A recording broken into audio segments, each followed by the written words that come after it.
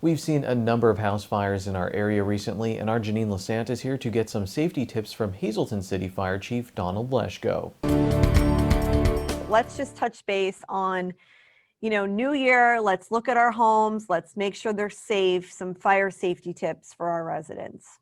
Most important, and especially with the winter time now, is the use of auxiliary heaters, space heaters, anything in that regards. You want to make sure that you're using the proper, when you use the space heater, use it properly. It's you're not plugging it in the cords. You're not, you're plugging it directly into the wall. You're keeping everything clear around it, that there's nothing near it. We also want to make sure that if, any type of heating unit in your home, especially your coal-fired, your heating oil, your gas units, that they're serviced, they're properly maintained, and they're working properly.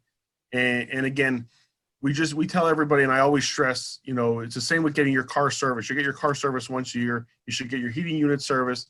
And most importantly, if you're going to use a space heater, follow the directions. Do not think you know everything and just throw that book away that comes with it.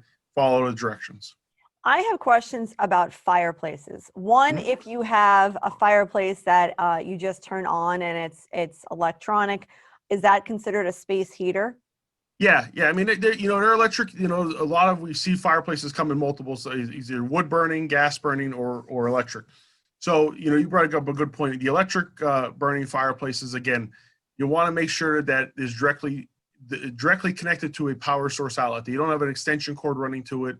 And again, if you do have an extension cord running to it, make sure it's the proper voltage and wattage should be used for that unit. A lot of these fireplaces, electric ones, use a lot of current, and they need a cord that can supply that. You just can't go to the dollar store and buy a dollar cord and think it's going to work, because that's not going to happen. It's going to cause issues. But you also got to make sure is, when you use that cord, you don't keep it raveled up. A lot of people like to, I'm going to hide it underneath the chair. Well, we already had a fire where they took that extension cord and put it underneath the chair, and that cord, as it's pulling current, because that heater is drawing so much current, it heats up and it can catch the bottom of your chair on fire or melt the carpeting. So that's why we tell everybody the most safest and best way to use any type of electric space heating device or electric fireplace is plugging it directly into an outlet or having it direct wired by a licensed electrician for direct power. I'm a stickler. When my kids want to sleep out, I'm a stickler to know if people have smoke detectors, if they have CO detectors, if there's an emergency plan in place, if in fact there was, God forbid, a fire or something in that home. That's a very good point, especially now, kids aren't getting to see a lot of each other, so they are having sleepovers more. It's most important, make sure any home, and especially your own home, you have working smoke detectors, working CO detectors, and anywhere they're staying, just please make sure that, they're working CO detectors, working smoke detectors. Again, every bedroom should have a working smoke detector. Every common area in a home should have a working smoke detector.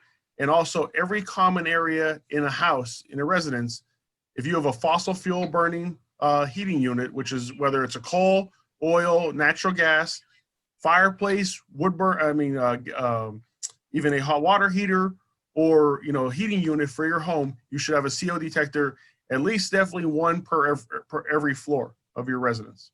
Also, smoking and candles being lit.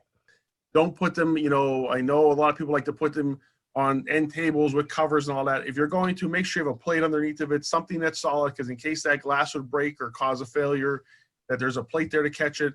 And also, most importantly, is before you go to sleep or you leave your home, you blow the candles off. Smoking, bottom line is, do it outside. Don't do it indoors. Don't do anything near indoors. And if you are, make sure your butt is extinguished. Very good. Thank you for the safety tips here as we enter into a brand new year. Thank you. Yes, thank you. Today's news feature is brought to you by The Cheese Store and more. Go to their Facebook page to see their specials and check out their catering menu.